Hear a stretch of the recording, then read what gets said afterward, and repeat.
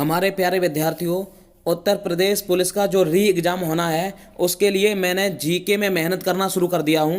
और आपके सिलेबस में पाठ्यक्रम में लगभग जीके के 30 टॉपिक दिए हुए हैं।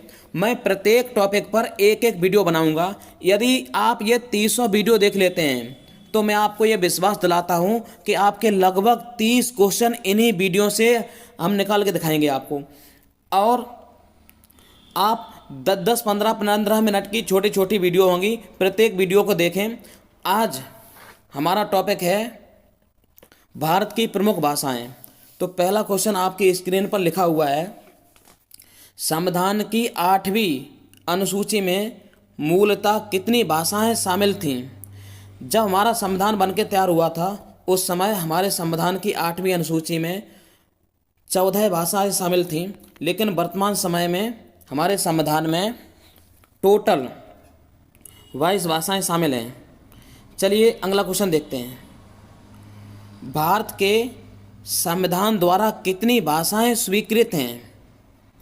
मैं आपको बतला दूं कि वर्तमान समय में हमारे संविधान में टोटल 22 भाषाएं स्वीकृत हैं। 22, पहले मूलतः 14 थी, फिर सिंधी जोड़ी गई, उसके बाद नमक, आप ट्रिक याद कर सकते हैं, नमक, नेपाली, मणिपुरी, कोंकणी ये जोड़ी गई। उसके बाद में बोडमास, 92वां संविधान संशोधन 2002 में बोडमास से आप याद कर सकते हैं बोडो, मैथिली, डोगरी और संथाली, इन 4 भाषाओं को याद कर सकते हैं। चलिए अगला क्वेश्चन देखते हैं। अगला क्वेश्चन आपकी स्क्रीन पर लिखा हुआ है, संविधान की 8वीं अनुसूची में शामिल की गई 4 नई भाषाएं कौन कौन सी हैं? तो आपको बतला दूं, अभी मैं बता रहा था बोडमास, तो हमारे संविधान में 4 भाषाएं शामिल की गई हैं, अभी टोटल 22 हो जाती हैं, संथाली, मैथिली, बोडो और डोगरी। इसका सही उत्तर होगा option number D, Santhali, Maithili, Bodo और डोगरी। अगला क्वेश्चन देखते हैं।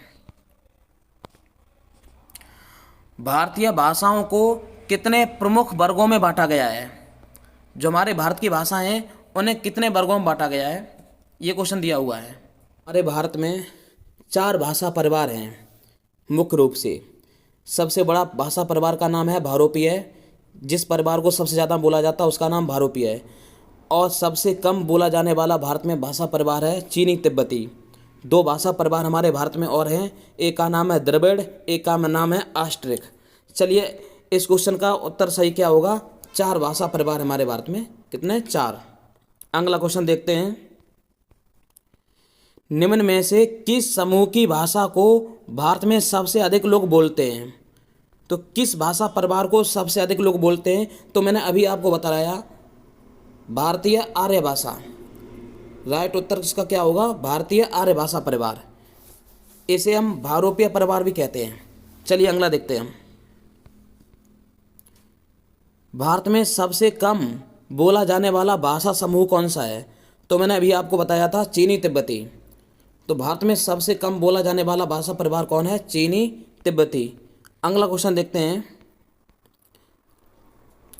आस्ट्रिक भाषा समूह की भाषाओं को बोलने वालों को क्या कहा जाता है? जो आस्ट्रिक भाषा समूह को बोलते हैं, जो भाषाएं ऑस्ट्रेलिया से प्रभावित हैं, उन भाषाओं को बोलते हैं, उन्हें हमारे विद्यार्थी निषाद कहा जाता है। क्या? निषाद। चलिए अगला क्वेश्चन देखते हैं, चीनी तिब्बती भाषा समूह की भाषाओं को बोलने वालों को क्या कहा जाता है? जो लोग चीनी तिब्बती भाषाओं को बोलते हैं उन्हें हमारे विद्यार्थी किरात कहा जाता है, किरात। चलिए अगला क्वेश्चन देखते हैं। अगला क्वेश्चन है, द्रविड़ भाषाओं में सर्वाधिक बोले जाने वाली भाषा कौन है? तो दक्षिण भारत में जितनी भी भाषाएं हैं उनमें सबसे अधिक बोले जाने वाली भाषा का नाम है तमिल। सॉरी, इसका सही उत्तर होगा तेलुगु। थोड़ा मुझे अभ्यास अभी कम है इस ऐप को चलाने का। इसका सही उत्तर होगा तेलुगु। सही उत्तर क्या होगा? तेलुगु। तेलंगाना की भाषा है, सही उत्तर होगा तेलुगु। अगला क्वेश्चन देखते हैं, कौन सी भाषा आस्ट्रिक भाषा समूह में शामिल नहीं है? जो आस्ट्रिक भाषा समूह है उसमें कौन सी भाषा शामिल नहीं है? तो आपको बता दूँ, संथाली भी शामिल है, मुंडा भी शामिल है, हो भाषा पर भाषा भी शामिल है, लेकिन जो ओरा भाषा है ये शामिल नहीं है। अगला क्वेश्चन देखते हैं हम। नेक्स्ट क्वेश्चन है हमारी स्क्रीन पर, किस भाषा को द्रविड़ परिवार की सभी भाषाओं की जननी कहा जाता है? जितनी भी द्रविड़ परिवार की भाषाएं हैं उन सभी भाषाओं की जननी किसे कहा जाता है? तमिल, तेलुगु, कन्नड़ या मलयालम को? तो मैं बता दूं आपको, दक्षिण भारत की जितनी भाषाएं हैं सभी भाषाओं की जननी तमिल भाषा को कहा जाता है। किसको? तमिल। दक्षिण भारत की सबसे प्राचीन भाषा तमिल है, इसका ध्यान रखें। अगला क्वेश्चन, किस भाषा को भारतीय आर्य भाषा की जननी, भारतीय आर्य संस्कृति का आधार या देव भाषा भी कहा जाता है? तो देव भाषा के नाम से पुकारा जाता है संस्कृत को। अगला क्वेश्चन देखते हैं हम। संस्कृत से सर्वाधिक प्रभावित द्रविड़ भाषा कौन सी है? जो दक्षिण की भाषा है उनमें सबसे अधिक संस्कृत से प्रभावित भाषा है, ध्यान रखना, आपकी तेलुगु, तेलंगाना की तेलुगु भाषा, इसका ध्यान रखना। अगला क्वेश्चन देखते हैं, जबकि दक्षिण भारत की सबसे प्राचीन भाषा का नाम है तमिल, ध्यान रखना इसका। अगला क्वेश्चन देखते हैं हम। नेक्स्ट क्वेश्चन, भारतीय संविधान के अनुसार यहाँ की राजभाषा क्या है? तो भारत की राजभाषा क्या है? हिंदी। अगला क्वेश्चन देखते हैं हम लोग, भाषा के संबंध में हिंदी शब्द का प्रयोग सर्वप्रथम किसने किया था? तो आपको बता दूं, हिंदी शब्द का सर्वप्रथम प्रयोग अमीर खुसरो ने किया था। अमीर खुसरो को खड़ी बोली का जनक भी कहा जाता है। अगला क्वेश्चन, भाषा के संबंध में हिंदी को कहा जाता है, तो भाषा के संबंध में हिंदी को राजभाषा कहा जाता है, ध्यान रखना, राजभाषा। अगला क्वेश्चन,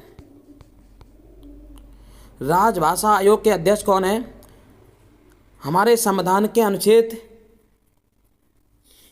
344 में राजभाषा आयोग का गठन राष्ट्रपति प्रत्येक 5 वर्ष बाद करेगा, प्रत्येक 10 वर्ष बाद करेगा। प्रथम राजभाषा आयोग का गठन 5 वर्ष बाद 1955 में हुआ था। इसके अध्यक्ष बनाए गए थे बीजी खेर। अगला क्वेश्चन देखते हैं हम, उर्दू किस भाषा का शब्द है? उर्दू है वह तुर्की भाषा का शब्द है, ध्यान रखेंगे आप लोग।